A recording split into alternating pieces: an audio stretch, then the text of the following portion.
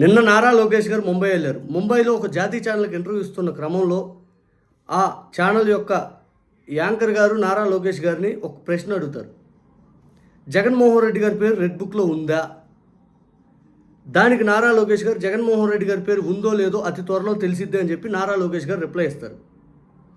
వాస్తవానికైతే ఇది paid interview అని ఇక్కడ అర్థమవుతా ఉంది. బికాజ్ ఎందుకంటే నేషనల్ మీడియా కానీ లేకపోతే ఒక న్యూట్రల్ మీడియా ఏదైనా కానీ రెడ్ బుక్లో లేకపోతే ఇంకోటి రాజ్యాంగం తూట్లు పొచ్చే విధంగా రెడ్ బుక్లో అవి కక్ష సాధింపు చేస్తూ ఉంటే ఖచ్చితంగా వాళ్ళు తిరగబడతారు. కానీ ఇక్కడ వాళ్ళు నారా లోకేష్ గారి ఫేవర్గా అడుగుతున్నారంటే ఖచ్చితంగా ఇది ముందస్తుగానే ప్రిపరేషన్ అయినటువంటి ఇంటర్వ్యూ. ఇక నారా లోకేష్ గారు బాగా ఉత్సాహపడతా ఉన్నారు.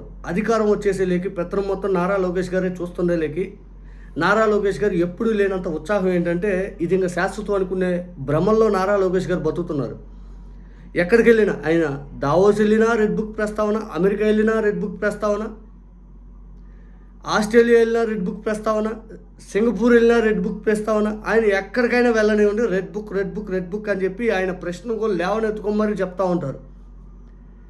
ఆయనకి వాస్తవానికి ఇప్పుడు వైఎస్ఆర్ కాంగ్రెస్ పార్టీని తొక్కేయాలి, రెడ్ బుక్ అది ఇది అని చెప్పి తీసుకొస్తున్న క్రమంలో చివరాఖరికి దాడులు చేపించిన, జర్నలిస్టులను అరెస్ట్ చేపించిన, సామాన్యులు ఫ్లెక్సీలు కట్టిన, మేకలను కోసి 10 మందికి అన్నం పెట్టిన, కోళ్ళను కోసిన, చివరాఖరికి రోడ్ల మీద నడిపించుకుంటూ కొట్టుకుంటూ రెడ్ బుక్ పేరిట విచ్చలవిడిగా కేసులు కార్యకర్తల స్థాయికి వెళ్ళిపోయినాయి, గ్రామాల దెబ్బకి, గ్రామాల లెవెల్కి. ఇక నారా లోకేష్ గారు అధికారంలో ఉన్నప్పుడు పులిలా బిహేవ్ చేయొచ్చు, కానీ ఇక జగన్మోహన్ రెడ్డి గారు అధికారంలో ఉన్నప్పుడు సైలెంట్గా ఉంటారు, ప్రతిపక్షంలో ఉన్నప్పుడు పులిలా ఉంటాడు. ఇదే టీడీపీకి వైసీపీకి తేడా ఏంటంటే అధికారంలో ఉన్నప్పుడు సైలెంట్గా ఉంటారు, ప్రతిపక్షంలో ఉన్నప్పుడు వైలెంట్గా ఉంటారు. వైలెంట్ ఇన్ ద సెన్స్ దేన్నైనా ఎదిరించే ధైర్యంగా ఉంటారు. ఇది జగన్మోహన్ రెడ్డి గారు అతి తక్కువ కాలంలోనే కార్యకర్తల్లో ధైర్యం నూరు పోసారు చూడండి, అది జగన్ గారికి మీకు తేడా. ఇదే 2 ఏళ్ళకి తెలుగుదేశం పార్టీ కనీసం ఆ జీవసత్వాల్లో నుంచి లేచింది కూడా లేదు. 23 సీట్లు అనే దాని మీద ఇంకా కోల్పోయినారు. అదే వైఎస్ఆర్ కాంగ్రెస్ పార్టీ 11 సీట్లు అయినా కానీ 2 నెలలకే లేచి నిలబడిపోయింది. దేన్నైనా తిరగబడతాం, దేన్నైనా ఎదిరిస్తాం అనే దెబ్బకి. ఇక నారా లోకేష్ గారు రెడ్ బుక్ అయ్యిదని మాట్లాడుతూ ఉన్నారు. కానీ జగన్మోహన్ రెడ్డి గారిని 2012 మే ఎండింగ్లో నాడు జైలుకు పంపించిన దాంట్లో ముఖ్య పాత్ర చంద్రబాబు నాయుడు గారు.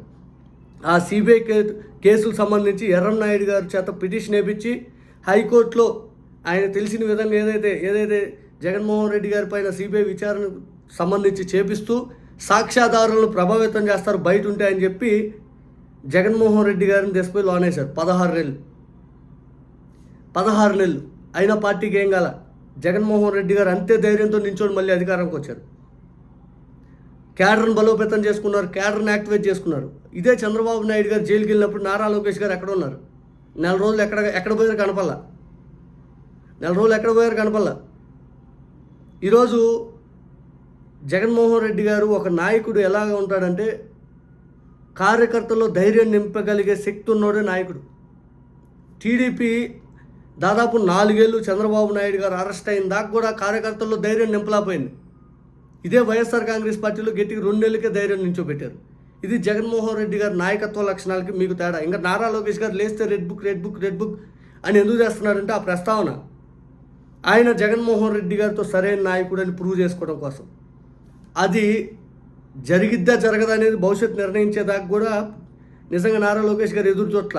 ఇప్పటికిప్పుడు ఆయన ఉత్సాహపడతా ఉన్నారు, నేను జగన్ గారితో పోల్చుకోవాలని. ఈ నిమిషానికైతే నారా లోకేష్ గారు జగన్ గారి స్థాయి అయితే కాదు, జగన్ గారికి సరితూగే నాయకుడు అయితే కాదు. వాళ్ళ సొంత పార్టీలోనే నారా లోకేష్ గారి నాయకత్వాన్ని ఎంతమంది బలపరుస్తారో చంద్రబాబు నాయుడు గారు లేకపోతేనే చూడాలి.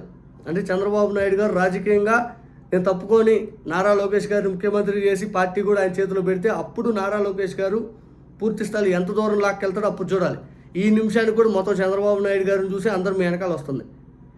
ఇక రెడ్ బుక్ పేరిట ఈ కేసులు ఎన్ని దాడులు చేశారు. సాక్షి ఆఫీస్ పైన, అంబటి రాంబాబు గారి ఇంటిపైన దాడి చేశారు, జోగి రమేష్ గారి ఇంటిపైన దాడి చేశారు. చరిత్రలో 20 నెలల కాలంలో గతంలో ఏ ప్రభుత్వం కూడా పెట్టనన్ని కేసులు 20 నెలల కాలంలో వైఎస్ఆర్ కాంగ్రెస్ పార్టీ శ్రేణుల మీద పెట్టారు. 10-15 నెలలు ఉన్నా కానీ ఒక పార్టీ మీద అన్ని కేసులు పెట్టలేరు. అటువంటిది మీరు 20 నెలల కాలంలోనే అన్ని కేసులు పెట్టారు. అయినా మీకు ఏమైనా తలొగ్గిందా వైఎస్ఆర్ కాంగ్రెస్ పార్టీ? ఇక జగన్మోహన్ రెడ్డి గారు పెట్టే ప్రెస్ మీట్లు, జగన్మోహన్ రెడ్డి గారి నాయకత్వ లక్షణాలకి కార్యకర్తలను యాక్టివేట్ చేసుకోవటం, ఆయన బయటకు వచ్చేసి పూర్తి స్థాయిలో నాయకులకు అండగా ఉంటాం, కార్యకర్తలు అండగా ఉంటాం, ఇదంతా జగన్మోహన్ రెడ్డి గారు సరికొత్త రాజకీయం.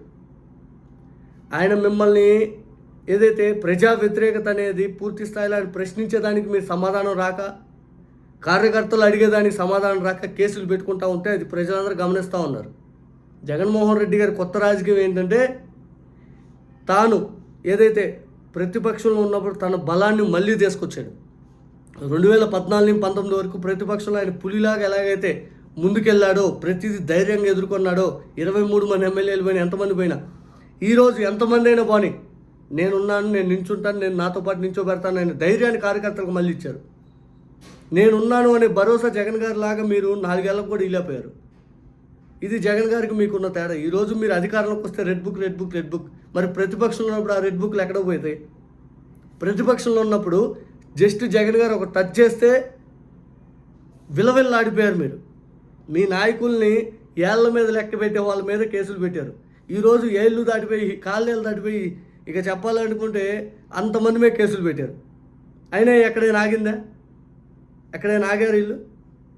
జస్ట్ జగన్ గారు మిమ్మల్ని టచ్ చేస్తేనే విలవిల్లాడిపోయారు. రేపు మళ్ళీ అధికారంలోకి వస్తే జగన్ గారు ఇంతకు మించి మీరు ఏదైతే చేశారో అది చాలా సింపుల్ జగన్ గారికి. మీరు చెప్పే రెడ్ బుక్లు, ఇంకో బుక్కులు చాలా సింపుల్ జగన్ గారికి. ఆయన అధికారంలో ఉన్నప్పుడు ఇంత అరాచకం చేయలే. ఈరోజు జనాలు కూడా మాట్లాడేది అదే. ఈరోజు రెడ్ బుక్ అని చెప్పి ఎక్కడ పోయినా మిమ్మల్ని అడుగుతుంటే మీరు ఉత్సాహపడతా, సంబరపడిపోతా, ఈ అధికారం శాశ్వతం అనుకుంటే, స్వతంత్రం వచ్చిన దగ్గర నుంచి ఎన్ని పార్టీలు అధికారం కోల్పోవాలా, ఎంతమంది అధికారంలో లేకుండా పోవాలా, ఇది శాశ్వతమైన భ్రమల్లో నుంచి ఎంతమంది భ్రమలు తొలగిపోయినాయి. సమాజంలో ఇందిరాగాంధీ గారు లాంటి వ్యక్తులనే చూశారు అధికారం పోవటం.